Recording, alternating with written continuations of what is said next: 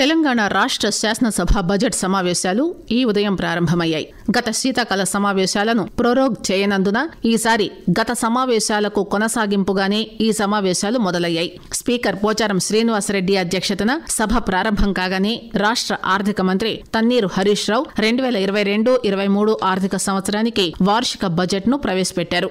ఇది ఆయన ప్రవేశపెట్టిన 3వ బడ్జెట్ కావడం గమనార్హం. వచ్చే ఆర్థిక సంవత్సరానికి మొత్తం 2,56,958.51 కోట్ల రూపాయలతో బడ్జెట్ ప్రవేశపెట్టారు. ఇందులో రెవెన్యూ వ్యయాన్ని 1,89,274.82 కోట్ల రూపాయలుగాను, మూలధన వ్యయాన్ని 29,728.44 కోట్ల రూపాయలుగాను చూపించారు. 2 గంటల పాటు కొనసాగిన బడ్జెట్ ప్రసంగంలో ప్రజా సంక్షేమమే కేంద్రంగా బడ్జెట్ కేటాయింపులు చేసినట్టు పేర్కొన్నారు. అనంతరం సభను బుధవారం వాయిదా వేస్తున్నట్టు స్పీకర్ ప్రకటించారు. తెలంగాణ ప్రత్యేక రాష్ట్రంగా అవతరించిన తక్కువ కాలంలోనే అగ్రగామి రాష్ట్రంగా రూపుదాల్చిందని పేర్కొంటూ తమ ప్రసంగాన్ని మంత్రి ప్రారంభించారు. ప్రజల ఆకాంక్షలు అభివృద్ధి ధ్యేయంగా ప్రణాళికలను తెలంగాణ కోణంలో రూపొందించుకోవాల్సిందేనన్నారు. ఈ క్రమంలో ఆర్థిక క్రమశిక్షణ పాటిస్తూ అవినీతికి ఆస్కారం లేని విధంగా టీఎస్ ఐపాస్, టీఎస్ బీపాస్, ధరణి, డిజిటల్ నగదు బదిలీ వంటి పారదర్శక విధానాలు అమలు చేయడం వల్ల రాష్ట్ర సంపదను గణనీయంగా పెంచామన్నారు. అడుగడుగునా పారదర్శకతను పాటించే క్రమంలో కడుపు నోరు కట్టుకుని నీతిగా నిజాయితీగా పరిపాలించామని వివరించారు. ప్రతి పథకం ప్రయోజనం నేరుగా లబ్ధిదారుల ఖాతాల్లో చేరుతుండడమే ఇందుకు సాక్ష్యమని అన్నారు. కేంద్ర ప్రభుత్వం తెలంగాణ పట్ల అనుసరిస్తున్న విధానాలను ఈ సందర్భంగా హరీష్ రావు తప్పుబట్టారు. 75 ఏళ్ల స్వతంత్ర భారతదేశ చరిత్రలో 50,000 కోట్ల రూపాయలు రైతులకు పంట పెట్టుబడిగా అందించిన ఒకే ఒక్క రాష్ట్రం తెలంగాణ అని చెప్పారు. ఏ కారణం చేతనైనా రైతు మరణిస్తే ప్రీమియం భారం లేకుండా 5 లక్షల రూపాయలు అందిస్తున్న ఏకైక రాష్ట్రం కూడా మనదేనన్నారు. కళ్యాణ లక్ష్మి, షాదీ ముబారక్ ద్వారా 10 లక్షల మందికి ఆర్థిక సహాయం చేశామన్నారు. 10 లక్షల మంది తల్లులకు కేసీఆర్ కిట్లను అందించిన ఒకే ఒక్క రాష్ట్రం తెలంగాణ అని వివరించారు. 2013-14లో తెలంగాణ రాష్ట్రం ఏర్పడిన నాడు రాష్ట్ర జీఎస్డీపీ 4,51,580 కోట్ల రూపాయలు. అది 2021-22 నాటికి 11,54,860 కోట్ల రూపాయలకు చేరింది. 2015-16 నుంచి రాష్ట్ర జీఎస్డీపీ వృద్ధి రేటు జాతీయ సగటు కన్నా ఎక్కువగా ఉంది. కోవిడ్ విపత్తు నేపథ్యంలో 2020-21 ఆర్థిక సంవత్సరంలో జాతీయ వృద్ధి రేటు -1.4% నమోదైంది. అనేక రాష్ట్రాలు కూడా నెగిటివ్ గ్రోత్ రేటును నమోదు చేశాయి. కానీ తెలంగాణ మాత్రం 2.2% పాజిటివ్ వృద్ధి రేటు సాధించింది. ఇది వ్యక్తిగతంగా తనకు ఎంతో సంతృప్తిని కలిగించిందని ఆయన వివరించారు. తెలంగాణ 2015-16 నుంచి 2020-21 మధ్య 11.7% అధిక వృద్ధిని సాధించింది. తద్వారా దక్షిణాది రాష్ట్రాల్లోనే అగ్రగామిగా నిలిచింది. ముందస్తు అంచనాల ప్రకారం 2021-22 ఆర్థిక సంవత్సరంలోనూ తెలంగాణ జీఎస్డీపీ వృద్ధి రేటు స్థిర ధరల వద్ద 11.2% ఉంటుందని అంచనా. అదే సమయంలో దేశ జీడీపీ వృద్ధి రేటు 8.9%గా అంచనా వేశారు. ప్రస్తుత ధరల వద్ద రాష్ట్ర జీఎస్డీపీ వృద్ధి రేటు 19.1%గా అంచనా వేస్తే దేశ జీడీపీ రేటు 19.4%గా ఉండనుంది. దీన్ని బట్టి తెలంగాణ అత్యంత వేగంగా కోవిడ్ విపత్తు నుంచి కోలుకున్నట్టు అర్థమవుతోందని హరీష్ రావు అన్నారు. తెలంగాణ ఆర్థిక ప్రగతి, దేశ జీడీపీ వృద్ధి కూడా కీలకంగా మారింది. దేశ జీడీపీలో తెలంగాణ వాటా 2014-15లో 4.06%గా ఉంటే 2021-22 నాటికి 4.97%కి పెరిగిందని వివరించారు. దేశం నేడు స్వాతంత్ర అమృత మహోత్సవాలు జరుపుకుంటోందన్న హరీష్ రావు దళిత జాతి ఆర్థిక ప్రగతి లక్ష్యంగా ముఖ్యమంత్రి కేసీఆర్ దళిత బంధు అనే విప్లవాత్మక కార్యక్రమాన్ని ప్రవేశపెట్టారని చెప్పారు.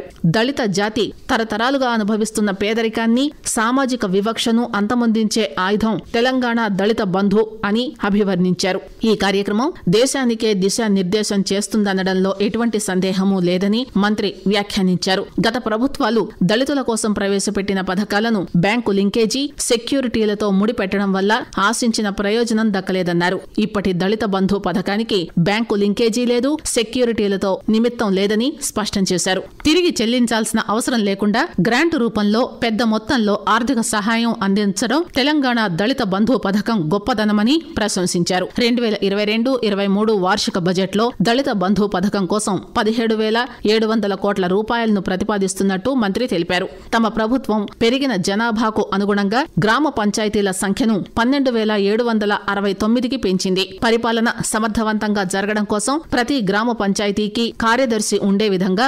9,355 పోస్టులను కొత్తగా మంజూరు చేసి నియమించింది. సంసద్ ఆదర్శ గ్రామ యోజన కింద కేంద్ర ప్రభుత్వం దేశవ్యాప్తంగా గ్రామ పంచాయతీలకు ప్రకటించిన తొలి 10 ర్యాంకుల్లో 7 ర్యాంకులు తెలంగాణ గ్రామ పంచాయతీలే కైవసం చేసుకున్నాయి. ఇది పల్లె ప్రగతి సాధించిన అద్భుతమైన అభివృద్ధికి తార్కాణమని అన్నారు. కరోనా వల్ల దేశవ్యాప్తంగా ఉపాధి అవకాశాలు దెబ్బతిన్నాయి. వార్షిక బడ్జెట్లో పల్లె ప్రగతి ప్రణాళిక కోసం 3,330 కోట్ల రూపాయలు కేటాయించినట్టు తెలిపారు.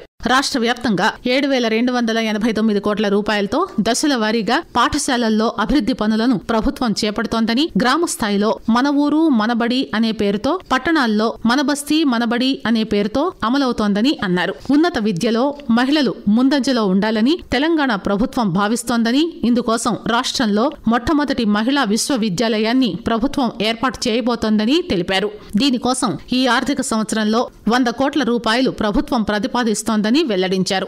ములుగులో ప్రభుత్వం ఫారెస్ట్రీ కాలేజీని ఏర్పాటు చేసిందని, వచ్చే ఆర్థిక సంవత్సరంలో రాష్ట్రంలో కొత్తగా అటవీ విశ్వవిద్యాలయాన్ని ఏర్పాటు చేసేందుకోసం బడ్జెట్లో 100 కోట్ల రూపాయలను ప్రభుత్వం ప్రతిపాదిస్తుందని చెప్పారు. వైద్య రంగానికి సంబంధించి గచ్చిబౌలి, ఎల్బీనగర్, అల్వాల్, ఎర్రగడ్డల్లో ఏర్పాటు చేస్తామన్నారు. ప్రతి హాస్పిటల్లో 1000 పడకల చొప్పున 4,000 పడకలతో 4 సూపర్ స్పెషాలిటీ ఆసుపత్రులను ఏర్పాటు చేయడం ద్వారా ప్రభుత్వం పేదలు ప్రైవేటు ఆసుపత్రులను ఆశ్రయించాల్సిన అవసరం లేకుండా చేయబోతోందని చెప్పారు. 2023 సంవత్సరంలో రాష్ట్రంలోని మిగతా 8 జిల్లాలైన మెదక్, మేడ్చల్, రంగారెడ్డి, ములుగు, వరంగల్, నారాయణపేట, గద్వాల, యాదాద్రిలో మెడికల్ కాలేజీలను ప్రభుత్వం ఏర్పాటు చేస్తుందని, వాటి స్థాపన కోసం ఈ బడ్జెట్లో 1000 కోట్ల రూపాయలను ప్రభుత్వం ప్రతిపాదిస్తోందని చెప్పారు. ఆరోగ్యశ్రీ ద్వారా అందించే సేవల పరిమితి గతంలో 2 లక్షల రూపాయలు మాత్రమే ఉండేది. ఇప్పుడు ఆ పరిమితిని తెలంగాణ ప్రభుత్వం 5 లక్షల రూపాయలకు పెంచింది. ప్రత్యేకంగా హార్ట్, లివర్, బోన్ మ్యారో వంటి అవయవాల మార్పిడి చికిత్సల కోసం ఆరోగ్యశ్రీ ద్వారా 10 లక్షల రూపాయల వరకు ఇస్తుంది. రాష్ట్ర వ్యాప్తంగా 22 ఎంసీహెచ్ ఆసుపత్రులను 407 కోట్ల రూపాయలతో ప్రభుత్వం ఏర్పాటు చేసింది. యూనిసెఫ్ సూచించిన ప్రమాణాల ప్రకారం లేబర్ రూమ్లను ఆధునీకరించినట్టు చెప్పారు. ఇప్పటి వరకు రైతు బంధు పథకం ద్వారా గడిచిన 8 సీజన్లలో 50,448 కోట్ల రూపాయలను 63 లక్షల మంది రైతుల ఖాతాల్లో ప్రభుత్వం జమ చేసిందని గుర్తు చేశారు. రైతు బీమా కింద ఇప్పటి వరకు 75,000 కుటుంబాలకు 3,775 కోట్ల రూపాయలను ప్రభుత్వం అందజేసిందన్నారు. ఈ దఫా రుణమాఫీలో భాగంగా ఇప్పటి వరకు 5.12 లక్షల మంది రైతులకు సంబంధించిన రుణాలను ప్రభుత్వం మాఫీ చేసింది. 50,000 రూపాయలలోపు రుణాలు ఈ మార్చిలోపు మాఫీ అవుతాయని, వచ్చే ఆర్థిక సంవత్సరంలో 75,000 లోపు ఉన్న పంట రుణాలను ప్రభుత్వం మాఫీ చేస్తుందని ప్రకటించారు. వ్యవసాయ రంగానికి ఈ వార్షిక బడ్జెట్లో 24,254 కోట్ల రూపాయలు ప్రతిపాదించారు. రైతులకు ఉచిత విద్యుత్తు, సోలార్ విద్యుదుత్పత్తిలో పురోగతి, ఫ్లోరైడ్ సమస్య పరిష్కారానికి తీసుకున్న చర్యలు, అడవుల పునరుద్ధరణ, అర్బన్ పార్కుల అభివృద్ధి, ఆసరా పింఛన్ల అమలు తదితర సంక్షేమ అభివృద్ధి కార్యక్రమాలను ఆయన ఈ సందర్భంగా ఏకరువు పెట్టారు. మంత్రి హరీష్ రావు బడ్జెట్ను ప్రతిపాదిస్తున్న సమయంలో కేంద్ర ప్రభుత్వాన్ని ఆయన విమర్శించడాన్ని తప్పుపడుతూ బీజేపీ సభ్యులు రఘునందన్ రావు, రాజాసింగ్, ఈటెల రాజేందర్ సభలో నిరసన వ్యక్తం చేశారు. ఈ నేపథ్యంలో వారిని సభ నుంచి బహిష్కరించాలంటూ మంత్రి తలసాని శ్రీనివాస్ యాదవ్ తీర్మానం ప్రవేశపెట్టారు. అనంతరం ఆ 3 సభ్యులను సభ నుంచి సస్పెండ్ చేస్తున్నట్టు స్పీకర్ పోచారం శ్రీనివాస్ రెడ్డి ప్రకటించారు.